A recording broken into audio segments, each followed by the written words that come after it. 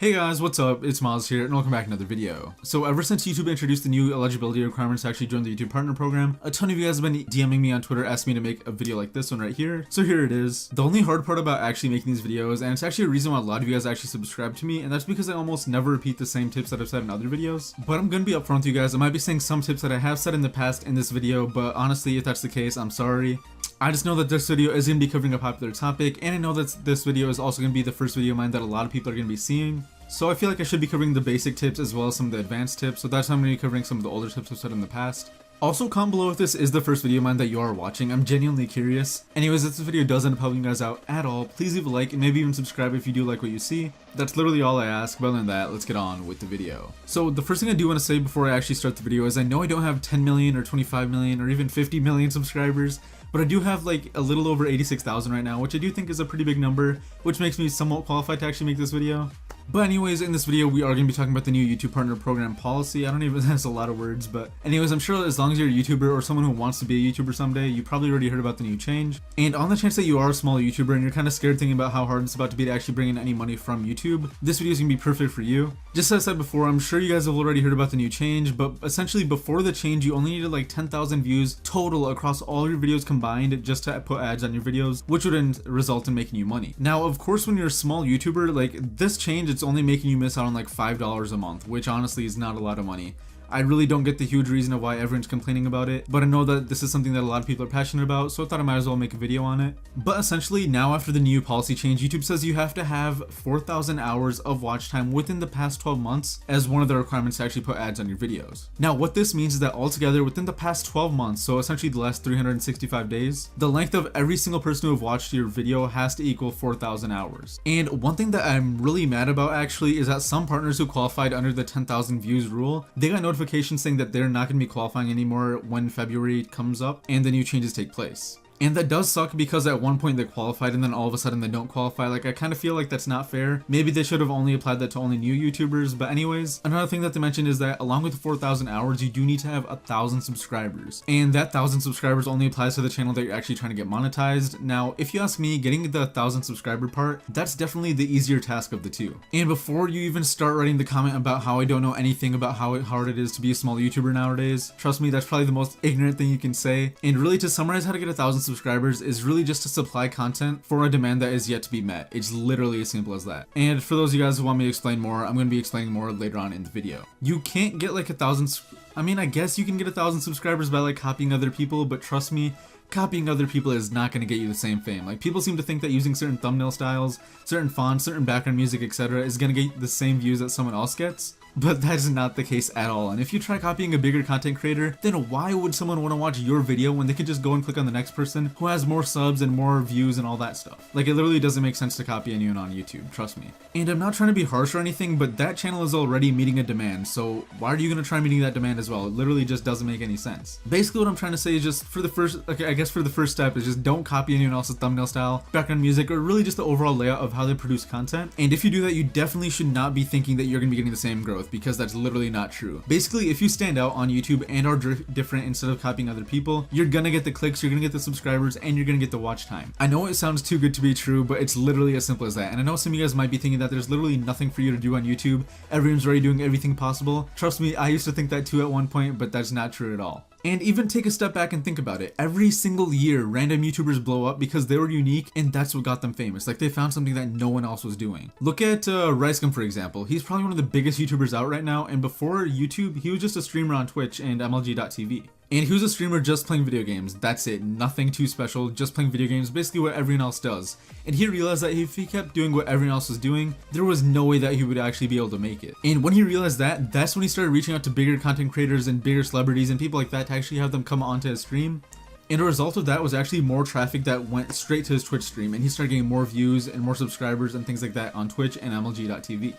After that, he did move on to YouTube and started making random YouTube videos, which led to diss tracks, and now look where he is. Like, I think he's almost at 10 million subscribers, which is crazy. Essentially, no one else was doing what he was doing when he stopped making gaming content, and that's why he blew up. He found something that no one else was doing, and honestly you can too. I did it, and basically every other YouTuber who is successful found something that no one else was doing to a certain extent, and that's how they became successful. And trust me, you can do it too. You just have to put time into actually finding something that you're passionate about. But anyways, like look at Ricegum now. He's literally going to be a YouTuber in a Super Bowl commercial. And not only that, but he's going to be having the lead role over a famous rapper like Iggy Azalea, who is also going to be in the commercial, which is just crazy to think about. Anyways, moving on from that, let's try targeting watch time. And if you open your mind and truly think about it for a second, what kind of people get the most watch time? Vloggers. Like, that's literally the answer. And before you tell me that, Miles, I'm not a vlogger, I make tech videos, or I'm a gamer, or I'm a beauty channel, or I'm a cooking channel, or whatever you're gonna tell me, it really just does not matter, because the main goal you want to have when trying to increase your watch time is just to have longer videos, usually 7 to 10 minutes. But if you're uploading hour-long videos, trust me, no one is gonna watch that, seriously. Unless you're already a big YouTuber, you're not gonna get views on hour-long videos. But the thing about your 7 to 10 minute videos is that they also have to keep the viewer engaged throughout the whole video,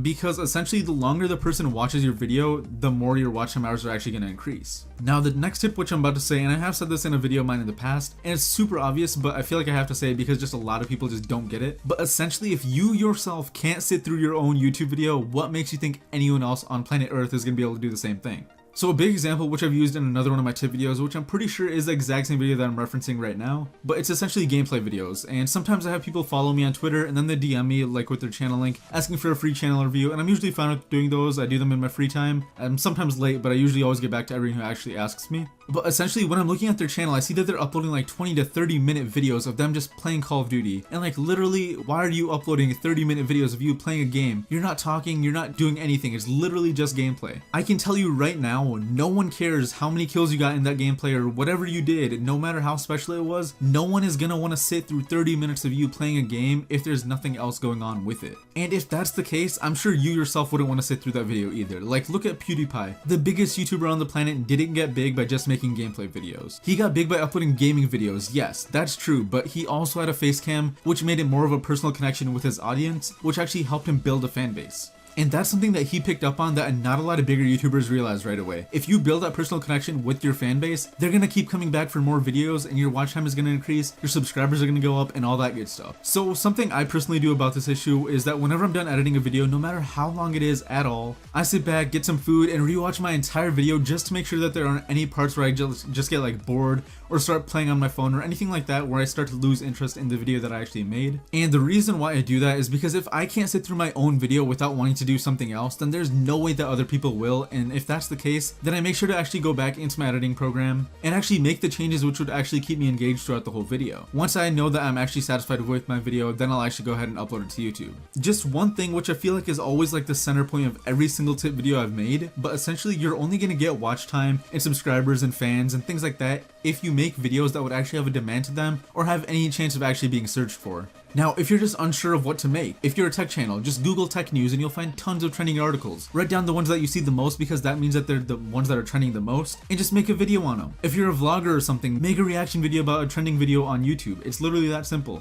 I see tons of reaction channels blowing up literally every single month because viewers like making personal connections with people, just like I said with the PewDiePie thing, and they also love seeing how other people react to something that they either like or dislike. Like, here's a real life example. Literally last week when Drake dropped his new song God's Plan, amazing song by the way, I spent like an hour or maybe even more watching people just react to my favorite line from that song. And the same thing goes for, I don't know, like a cooking channel. You can just make videos about popular dishes for different seasons. You can make it during Christmas time, you can make videos about like Christmas cookies, things like that. Maybe during winter you can make videos about like hot chocolate, things like that. Like, there is literally so much you can do. So really, you just gotta take like a step back and think about what is my targeted audience gonna be searching for at this point in time. So I myself, I'm a tutorial channel, tip videos. I don't even know what I am, to be honest. But essentially, like, I make a lot of these kind of videos. I make a lot of these tip videos, and I know that at this point in time, a lot of people are gonna be searching for how can I get 1,000 subscribers and how can I also increase my watch time to 4,000 hours. Now, in this situation, like, just because I'm saying this example, you're probably gonna say, wow, it's way easier for you, but trust me,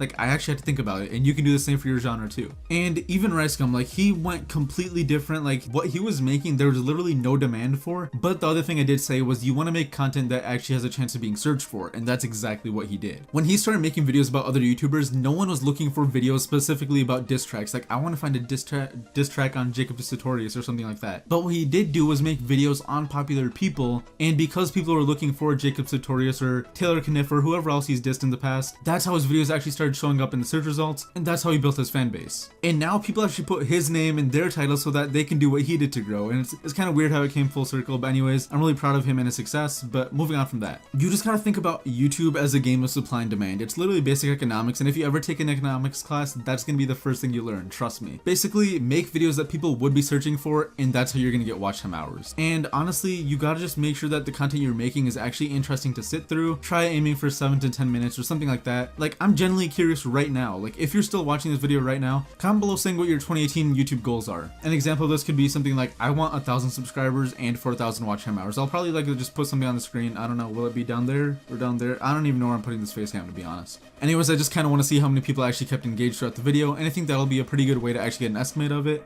And I'm kind of interested to see what you guys are aiming for by the end of the year. Oh, and one last tip, which I think is going to help you out a ton, and I've seen a lot of YouTubers like Jake Paul, I think Logan Paul does it, FaZe Adapt does it, literally basically every popular vlogger you can think of does it. What they do is that right in the beginning of their video, they put a snippet of like a random highlight from the video, which actually engages the viewer right away. God, I need a water break, guys. I've been stuttering so much this video. I'm serious, it's bad. But anyways, what I'm about to say, it's not going to relate directly to the kind of video that you're trying to make. But essentially, like, I think in one of FaZe Adapt's videos, he actually went and explored a haunted tunnel. And throughout the entire video, he took like the best and scariest parts of the video, condensed it down to like 20 seconds, and then he put that right in the beginning of the video. And there was like no context behind those 20 seconds at all. Like, it was literally just random clips right away in the beginning, and then the normal video started right after that. And because he actually lays it out that way, and so do other YouTubers, that keeps the viewer watching the whole time because they want to see how the actual creator reacted to whatever was happening at that time. And because it was actually able to keep the viewer watching for the whole video, it actually increases watch time. And I'm sure bigger YouTubers like Logan Paul, Jake Paul, FaZe Adapt, FaZe Rug, they have insane watch time. And just like I just said before, I think I already just mentioned it, but basically the viewer's gonna keep watching it because they want to see how he reacted to the situation in the tunnel, or how he reacted to whatever happened in the video. So really, as long as the video isn't too long, maybe like, what did I say, 7 to 10 minutes or 10 to 15 minutes, whatever it is, just don't go really too far past like 20 minutes is my like personal opinion. Anything like 7 to 10 is like really solid. But anyways, as long as you're in that range somewhere, the viewer is probably gonna watch the entire video, and that's gonna end up helping you out a ton with your watch time and every other YouTuber who's actually following these tips. So honestly, like if you do something similar with like the highlights of your video, like maybe you do like a cooking video, you put like the final product in the beginning, and then you actually do the normal video because they want to see what the final product looks like. Or like if you're doing like a vlogging thing or like a prank or something like that, you put the reaction in the beginning, like the highlight, and then you do the rest of the video. But essentially, if you actually do that, like your watch time is literally gonna skyrocket. Like, I promise you, that's what's gonna happen. And one more thing I want to say is that honestly, if you focus on your views and watch time more than the number of subscribers you have, you're going to notice that the subscribers are just going to start skyrocketing as well. They literally just start coming in by themselves when you stop caring about the number. It's weird how that sounds, but that's literally what happened to me and almost all my friends on YouTube. We all just did it because we liked making videos. We didn't really care too much about the number. Like, yeah, it was nice to like brag about and say that you have this many subscribers, this many people have went around the globe and actually subscribed to your channel. Like, that's a really big thing to think about. But if you don't care about your number of subscribers and care more about the content you're producing, how passionate you are about the content you're producing and things like that, the subscribers are going to go up. It's literally inevitable. And just like I was saying before, it's a cool number to look at. I'm even on my way to 100,000 right now, but I'm truly only growing because I focus a lot on my content and my current fan base instead of focusing on that number every single day. Like, I actually go out of my way to talk to almost every single person who tweets me, who follows me on Twitter, who DMs me, or who comments on some of my videos. Like, comments are really hard to do now, but honestly, like, that's what I do, and that's why my subscribers go up. Anyways, guys, I know this was a long video. I'm looking at my recording right now, and it says I've been recording for almost 30 minutes. That's a lot of mistakes, guys. But anyways, I do hope you guys did enjoy the video. If you did, please be sure to hit that like button, share this video with your friends, and if you're new here, go ahead and hit that subscribe button if you aren't already, because I am on my way to 100,000 subscribers, and all help is appreciated. Other than that, I hope you guys enjoyed, and I'll see you guys in the next one. Peace.